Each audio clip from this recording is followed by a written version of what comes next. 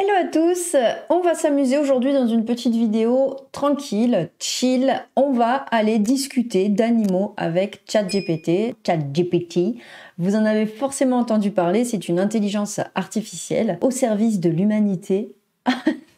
En tout cas, c'est ce qui est vendu et qui est capable donc de nous donner des explications, des définitions et de donner son avis presque sur ce qu'on lui demande. Donc on va aller faire un petit tour et on en parle au fur et à mesure.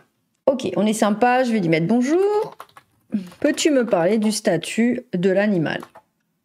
On va voir ce que ça me dit. Bonjour, le statut de l'animal est un sujet complexe et controversé qui concerne la place des animaux dans notre société et notre relation envers eux. Historiquement, les animaux ont été considérés comme des biens meubles, c'est-à-dire des objets de propriété, au même titre que les meubles ou les voitures.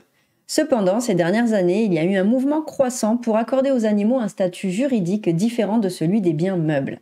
Certains pays ont introduit des lois qui reconnaissent les animaux comme des êtres sensibles capables de ressentir la douleur et la souffrance, et donc leur accordent une certaine protection. Cela signifie que les animaux ne peuvent plus être traités comme de simples objets, mais plutôt comme des êtres vivants ayant des besoins et des intérêts propres. Il existe également des courants de pensée qui prônent l'attribution de droits aux animaux, semblables à ceux accordés aux êtres humains. Ces droits peuvent inclure le droit à la vie, à la liberté, à la protection contre la souffrance et la cruauté, et même le droit à la représentation légale en cas de maltraitance ou de négligence. Cependant, ces idées ne sont pas encore largement acceptées et il y a encore des débats sur la façon dont les animaux devraient être traités et protégés. La question de savoir si les animaux devraient avoir des droits est une question complexe qui soulève des questions philosophiques, juridiques et éthiques importantes et qui nécessite une réflexion approfondie. Waouh! Ok, je suis étonnée de ce qu'il nous répond, ça reste assez vague, mais on va continuer, voyons. Voyons, si les animaux sont des êtres sensibles, pourquoi la corrida ou la chasse sont-elles encore légales? Sont-elles... Oulala. La question de la légalité de certaines pratiques impliquant des animaux tels que la corrida ou la chasse est un sujet de débat éthique et juridique complexe. Bien que certaines personnes puissent considérer ces activités comme des traditions culturelles ou sportives, d'autres soutiennent qu'elles impliquent la souffrance et la mort inutile d'animaux. Oui. Il convient de noter que la reconnaissance des animaux comme des êtres sensibles n'implique pas automatiquement l'interdiction de toutes les activités qui impliquent leur utilisation ou leur mort. Les lois qui protègent les animaux peuvent inclure des restrictions sur la manière dont les animaux peuvent être traités ainsi que des normes minimales de bien-être animal.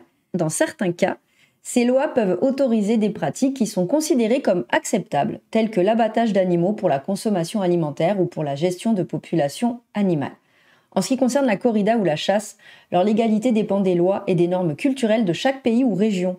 Dans certains endroits, ces activités sont réglementées de manière à limiter les souffrances infligées aux animaux, tandis que dans d'autres endroits, elles sont totalement interdites. En fin de compte, la question de savoir si les pratiques impliquant des animaux devraient être légales dépend des valeurs et des normes éthiques de chaque société, ainsi que de l'évolution de notre compréhension de la manière dont les animaux ressentent la douleur et la souffrance. Et oui, la douleur et la souffrance, c'est vraiment deux choses différentes. Pour l'instant, on reconnaît que l'animal a mal, donc de la douleur, mais par contre, on met totalement de côté la souffrance. On peut tout à fait souffrir sans ressentir de douleur. Voilà. C'est la MK du montage. J'ai voulu demander justement à ChatGPT du coup quelle est la différence entre la douleur et la souffrance, puisque j'étais restée assez vague au moment de l'enregistrement de la vidéo. Et voici donc ce que ChatGPT me répond. Bonjour, la douleur et la souffrance sont deux concepts distincts, liés, mais qui ont des significations légèrement différentes. La douleur est une expérience sensorielle désagréable associée à un stimulus physique ou émotionnel qui provoque une réponse de notre système nerveux. La douleur peut être aiguë ou chronique, localisée ou généralisée et peut être ressentie à différents niveaux de gravité. La souffrance, quant à elle, est un état émotionnel et psychologique qui résulte de la douleur ou d'autres types de situations difficiles ou traumatisantes. Elle peut inclure des sentiments de tristesse, de désespoir, de colère, de frustration et d'anxiété et peut également inclure des souffrances physiques. En résumé, la douleur est une sensation physique tandis que la souffrance est une expérience émotionnelle et psychologique qui peut résulter de la douleur ou d'autres types de situations difficiles. Donc c'est bien ce qu'on disait effectivement. On reconnaît à l'animal actuellement qu'il peut avoir mal, mais on ne reconnaît pas la souffrance qu'il peut ressentir, par exemple dans les conditions d'élevage actuelles ou au moment d'être abattu, entre autres milliers d'exemples évidemment. On continue. Qu'est-ce que je peux lui demander d'intéressant? Que peut-on faire pour aider les animaux?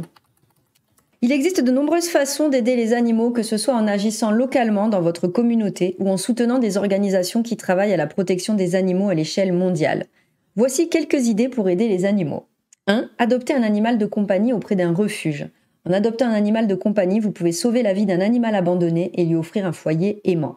2. Soutenez les associations de protection animale. Vous pouvez soutenir les organisations qui travaillent à protéger les animaux en faisant des dons, en participant à des événements de collecte de fonds ou en faisant du bénévolat. 3. Éduquer les autres. Vous pouvez aider à sensibiliser les autres à la cause animale en partageant des informations sur les enjeux liés à la protection des animaux et en encourageant les autres à agir. 4. Faites des choix éthiques. Vous pouvez faire des choix éthiques en matière de consommation tels que manger moins de viande, choisir des produits issus de l'agriculture biologique et du commerce équitable, éviter les produits testés sur les animaux, etc. 5. Signez des pétitions et écrivez à vos représentants. Vous pouvez vous impliquer dans des campagnes de défense des animaux en signant des pétitions ou en écrivant à vos représentants pour les sensibiliser aux questions de protection animale. En général, il est important de considérer les animaux comme des êtres sensibles qui méritent notre respect et notre protection et de faire de notre mieux pour agir en leur faveur dans tous les domaines de notre vie. Je suis en train de tomber complètement amoureuse de ChatGPT. Puis-je faire autre chose encore ? Bien sûr, il y a beaucoup d'autres choses que vous pouvez faire pour aider les animaux. Voici quelques idées supplémentaires. 6. Réduisez votre empreinte écologique. En réduisant votre empreinte écologique, vous pouvez aider à préserver les habitats naturels des animaux et à protéger leur environnement. Vous pouvez par exemple réduire votre consommation d'énergie, utiliser les transports en commun, acheter des produits écologiques, etc. 7. Soyez vigilants et signalez les abus. Si vous remarquez des cas de cruauté envers les animaux, vous pouvez signaler ces abus aux autorités locales compétentes, telles que la police, les services de protection des animaux, etc. 8. Très important, adopter un mode de vie vegan. Adopter un mode de vie vegan consiste à éviter tous les produits d'origine animale tels que la viande, le lait, les œufs, etc. C'est un choix pour aider les animaux et réduire l'impact environnemental de l'industrie de l'élevage. 9. Partagez votre passion pour les animaux. C'est ce que je fais. En partageant votre amour et votre passion pour les animaux, vous pouvez inspirer les autres à agir en leur faveur et c'est le but de cette chaîne. Vous pouvez partager des histoires, des photos ou des vidéos d'animaux sur les réseaux sociaux, participer à des événements de défense des animaux ou créer votre propre groupe de protection animale. Enfin 10. Adopter un mode de vie respectueux des animaux. En général, vous pouvez adopter un mode de vie qui respecte les animaux en évitant les activités qui leur causent des souffrances, en respectant leur habitat naturel, en apprenant à mieux les comprendre et en étant conscient de leur présence dans notre vie quotidienne. Il y a de nombreuses façons de faire la différence pour les animaux. L'important est de trouver les actions qui correspondent à vos valeurs et à vos capacités et de vous engager régulièrement à leur côté. Je suis in love, je suis fan absolue de ChatGPT. Franchement, je ne m'attendais pas à des réponses comme ça, à des réponses aussi précises, à des réponses qui me confortent aussi. Je suis obligée de l'avouer dans ce que je pense, dans ce que je mène et dans ce que je fais. Je trouve ça très intéressant. Ok, j'ouvre un nouveau chat. On va partir un petit peu plus loin. Que penses-tu des cirques et des cirques avec animaux? Alors là, je pense que comme je lui ai posé la question « Que penses-tu ?» et que clairement, c'est une intelligence artificielle, donc elle n'est pas là pour penser d'elle-même, mais ça va nous donner, je pense, une bonne idée, en tout cas, de l'opinion publique, puisque l'IA, l'intelligence artificielle, reprend des données qu'elle lit. Donc forcément, vu que la tendance est contre la chasse et contre les cirques, les delphinariums, etc., je pense que c'est ce qu'elle va nous dire comme réponse. Voilà, en tant qu'intelligence artificielle, je n'ai pas de préférence personnelle ni d'émotion. Cependant, je peux vous dire que les cirques sont des spectacles divertissants qui peuvent offrir des performances impressionnantes et des moments mémorables pour les spectateurs. On est d'accord. Cependant, je suis conscient que c'est un garçon, ChatGPT ? Ok. Cependant, je suis conscient que de nombreux cirques utilisent des animaux pour leur spectacle, ce qui soulève des questions éthiques de bien-être animal. Les animaux peuvent être soumis à des conditions de vie peu naturelles et des conditions de transport stressantes et à des traitements cruels pour les entraîner et les faire obéir. De plus en plus de gens s'opposent à l'utilisation d'animaux dans les cirques et de nombreux pays ont interdit ou limité leur utilisation. À mon avis, les cirques devraient privilégier les performances sans animaux ou chercher des alternatives plus éthiques et plus respectueuses des animaux pour offrir des spectacles. Elle a quand même dit, je dis elle parce que j'ai l'impression qu'elle a une douceur et non, on va dire que c'est un garçon, ChatGPT, il a quand même dit, à mon avis, les cirques devraient privilégier les performances sans animaux. Donc il donne quand même son avis en fonction de tout ce qu'il peut lire. Je trouve ça passionnant. Une dernière question, c'est addictif en fait, ChatGPT. Alors une dernière question, que penses-tu des corridas? Alors là, il devrait être normalement un petit peu plus tranché. En tant qu'intelligence artificielle, je n'ai pas de préférence personnelle ni d'émotion. Ça, je pense que ça réagit en fonction de dès qu'on commence la phrase par que penses-tu ou quel est ton avis. Cependant, je peux vous dire que les corridas sont une forme de spectacle controversé qui suscite des débats sur l'éthique et le bien-être animal. Dans une corrida, un taureau est généralement affaibli et épuisé avant le spectacle, puis il est confronté à un matador qui le provoque et le blesse avec une épée jusqu'à ce que le taureau soit épuisé et incapable de se défendre. Le taureau est ensuite tué par l'épée du matador. C'est très bien décrit. De nombreux défenseurs des animaux s'opposent aux corridas car ils considèrent que le traitement infligé au taureau est cruel et inhumain. De plus, de nombreuses personnes considèrent que la corrida glorifie la violence et perpétue des traditions qui sont devenues obsolètes.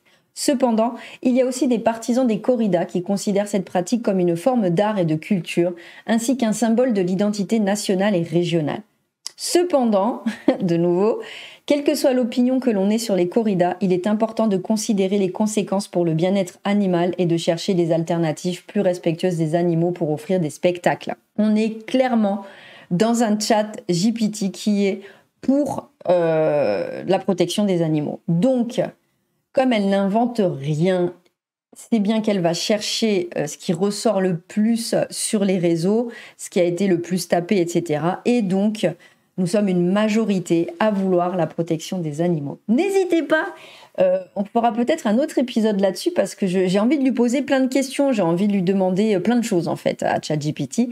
C'était une vidéo détente, n'hésitez pas dans les commentaires à me poser des questions à lui poser. On pourra refaire une vidéo numéro 2, un chapitre 2 de ChatGPT. Après tout, c'est un outil dont il faut se servir aussi pour ça. Mais en tout cas, j'ai trouvé ces réponses très intéressantes. Je vous souhaite une excellente journée. Prenez soin de vous et de vos poilus. À très bientôt. Ciao, ciao!